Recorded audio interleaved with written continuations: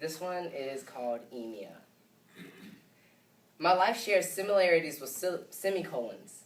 Right when my abuse stopped, period, my hard-headed goals sent me right back into a repetitive binge. Emia, it's in the abyss of my brain. Makes me feel solitary, lost in this deck of cards, imprisoned within my own bone cell.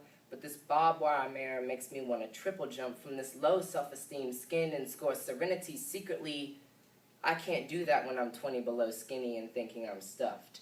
The frostbite of my self-hate leaves me so close to radioactive revulsion, a raisin in the sun or hypothermic body mass. I daydream below my rib cage while my mind stays asleep.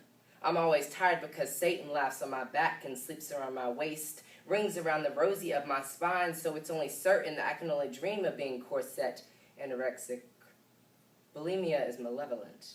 The acid paints over those Bible verses I hurdle over at night, but I'm always tripping so hard on the image. They're so hard to remember with the rim of a relieving toilet in the view. I put weights on my fingertips that I cast on a free line into the deep pit of my throat, fishing for that last meal, that McDonald's, and I'm loving it. For the second time, Big Mac attack. I feel bad about that, but the water exiting the drain is like being reborn. But in reality, I'm only flushing myself. That night I stepped on the scale. I never thought I'd be as fragile as porcelain, fracturing my feelings, as dead as my ancestors locked in lockboxes in a skinny as third world country poverty, starving and sick, but evil is celebrating. When I put my knees together, I have a thigh gap that looks similar to the Red Sea, parting, but the only difference is I'm tucking myself into death and not glory.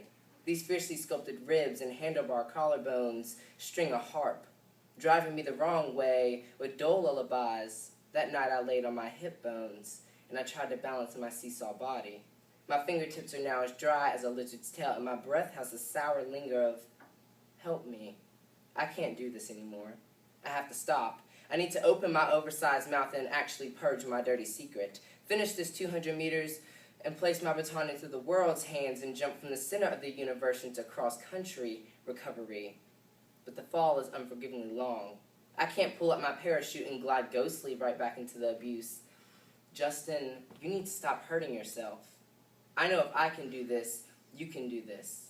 Let's wake up and put your fingers into protein. Keep your head above the scale, and it will no longer be a bully. Let's just take this one bite at a time.